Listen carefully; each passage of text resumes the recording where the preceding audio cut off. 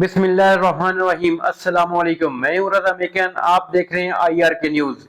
आइए जानते हैं कुछ आज की अहम अपडेट्स इमरान रियाज खान से। आपको हैरत होगी, जब शहबाज शरीफ वज़ीर आला पंजाब था तब भी मेरे पे पर्चे हुए थे। वो उस पहले भी मैंने बर्दाश्त किया था, अभी फिर हो रहे हैं। अब मैंने ज़रा स्ट्रेटजी थोड़ी चेंज की है। मुझे सबने समझाया है कि अब अगर आप अपनी ज़मानतें करवाने के लिए भी आएँगे पंजाब में या इस्लामाबाद में, और उनको पता चला कि आप इन दोनों में से किसी जगह पे हैं, तो ये आपको दोबारा गिरफ्तार भी कर सकते हैं और अगवा भी कर सकते हैं, गायब भी कर सकते हैं, जबरी तौर पे लापता भी कर सकते हैं।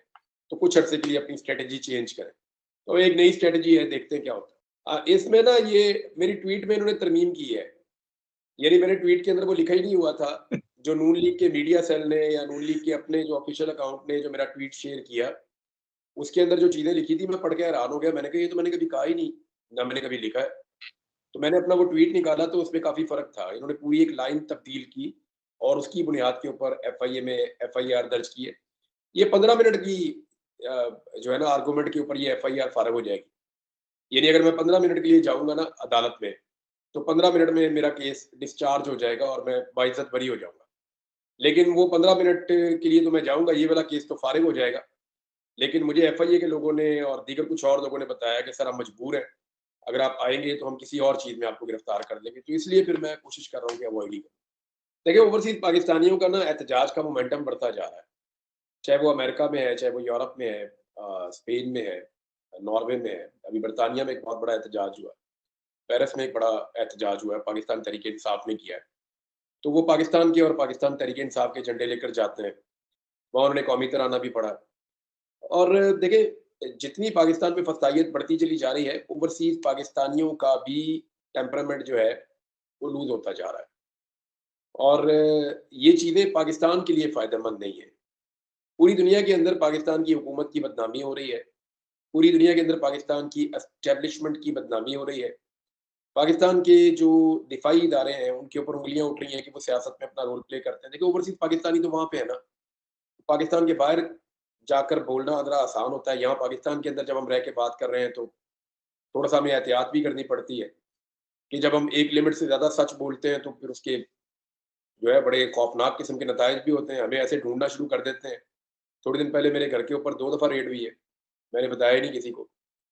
मेरे घर की जो है वो बिजली काट दी गई है। मेरे घर के ऊपर 2 दफ़ा रेड हुई है। मेरे घर के अंदर आके वीडियोज़ बनाकर लेकर गए हैं। मेरे मुलाज़िमों को हरासा किया है। बल्कि एक पुलिस वाला आया और उसने साथ कुछ सादा कपड़ों में लोग साथ रखे हुए थे, और उस पुलिस वाले ने ये कहा कि ये लोग जो है ना ये वहाँ से आए हैं। उन्होंने कहा, "ये कहाँ से आए हैं?" उन्होंने कहा, "जिधर तुम्हारे साहब को उठाकर ले गए थे, तो ये अब तुम्हें भी उठाकर ले जाएँगे।" तो वहाँ मुलाज़िमीन को इन्होंने धमकाया भी है। तो ये जो सारी चीज़ें ये कर रहे हैं, ये कोई नॉर्मल चीज़ें तो नहीं है ना। ये तो बेवकूफ़ों वाली हरकतें हैं। अब पाकिस्तान के अंदर रह के जब आप करते हैं चीज़ें या बात करते हैं, तो उसका इम्पैक्ट होता है, आपके ऊपर आता है। ओवरसीज़ पाकिस्तानी क्योंकि उनके साथ ऐसी मजबूरियाँ नहीं हैं, तो वो बाहर खुलकर बात करेंगे। रियासत को ये बात समझनी चाहिए कि उन्होंने अपने लिए कितने मसाइल पैदा कर दिए। अमेरिकन पॉलिसी पे डिपेंड तो करता है। इससे पहले जो बाइडेन थे, उनकी पॉलिसी एंटी इमरान खान थी और वो नज़र भी आई।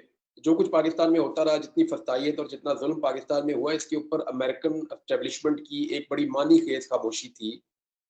और यानी वो नॉर्मली ऐसे चुप नहीं रहते, लेकिन उन्होंने पाकिस्तान के अंदर होने वाले हर ज़ुल्म को यानी खामोशी से बर्दाश्त किया, अमेरिकन्स ने।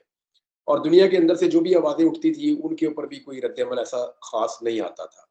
देखिए, अगर आप इसराइल की बात करेंगे, तो जो बाइडेन की और ट्रंप की दोनों की पॉलिसी एक जैसी है। अगर आप इंडिया की बात करेंगे, तो जो बाइडेन की और ट्रंप की दोनों की पॉलिसी एक जैसी है। अगर आप यूक्रेन की और रूस की बात करेंगे, तो जो बाइडेन की और ट्रंप की दोनों की पॉलिसी एक जैसी है। हाँ, लेकिन अगर आप इमरान खान या पाकिस्तान तहरीक-ए-इंसाफ या पाकिस्तान की बात करेंगे, तो वहाँ पे दोनों की पॉलिसी में कुछ फ़र्क हो सकता है, लेकिन याद रखिएगा ये 80% पॉलिसी एक जैसी होगी, 20% का फ़र्क होगा और उस 20% के अंदर ही पाकिस्तान तहरीक-ए-इंसाफ अपनी कामयाबी ढूँढ रही है। लेकिन जो बात अ, हलीमा खान साहिबा ने की है, वो बात वो ठीक है कि पाकिस्तान का मसला पाकिस्तानियों का है और पाकिस्तानियों को निकल कर ही अपना मसला हल करना पड़ेगा, और इसके अलावा ये होगा नहीं। कानूनी नुक्ता नज़र से देखें तो इमरान खान साहब को इस वक़्त जेल में नहीं होना चाहिए था। उन्हें आज से डेढ़ 2 माह पहले जेल से बाहर आ जाना चाहिए था, क्योंकि अब वो कानूनी तौर पे जेल में नहीं है। सिर्फ़ पाकिस्तान में जो ताकतवर हल्के हैं, उन्होंने इमरान खान साहब को जेल में रखा हुआ है। तो ये कानूनी जेल नहीं है, इसके ऊपर आप कोई कानूनी राय नहीं दे सकते। और ना आप कोई सहाफ़ती राय इसके ऊपर दे सकते हैं। हाँ, ये आप एनालिसिस दे सकते हैं कि डिपेंड करता है कि पब्लिक प्रेशर कितना डेवलप होता है और फॉरेन प्रेशर कितना आता है, क्योंकि उसके आगे ये पाकिस्तान की जो अशराफिया ये घुटने टेक देती है। तो ये 2 फैक्टर्स हैं, ये जितनी जल्दी मुतहर्रिक होंगे इमरान खान साहब उतनी जल्दी बाहर आ जाएँगे। देखें कादी साहब कर क्या रहे थे पाकिस्तान की एम्बेसी की गाड़ी में? उनका क्या ताल्लुक है? रिटायर आदमी है, जिन्होंने बुलाया वो उनको गाड़ी क्यों नहीं दे रहे थे?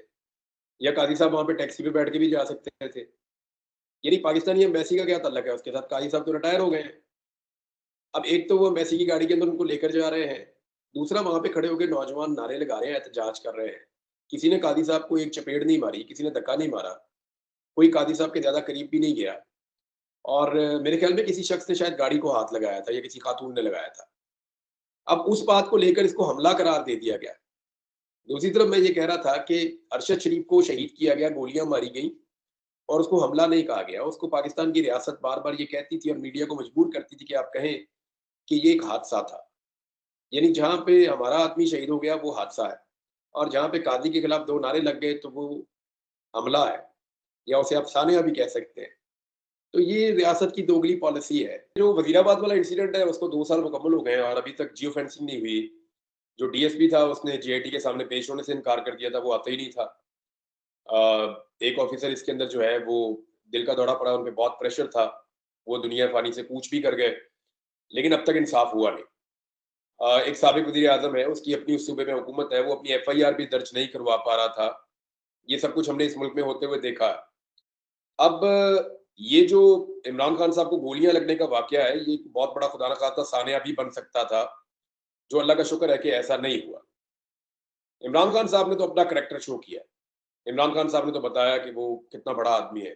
इमरान खान ने बताया कि वो डट कर खड़ा रहेगा, पाकिस्तान से भागेगा नहीं, पाकिस्तान को छोड़कर जाएगा नहीं, वो मुकाबला करेगा।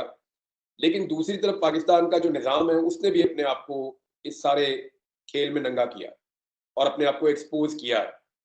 आज पाकिस्तानी इमरान खान के अलावा किसी को लीडर नहीं मानते। उसकी वजह क्या है?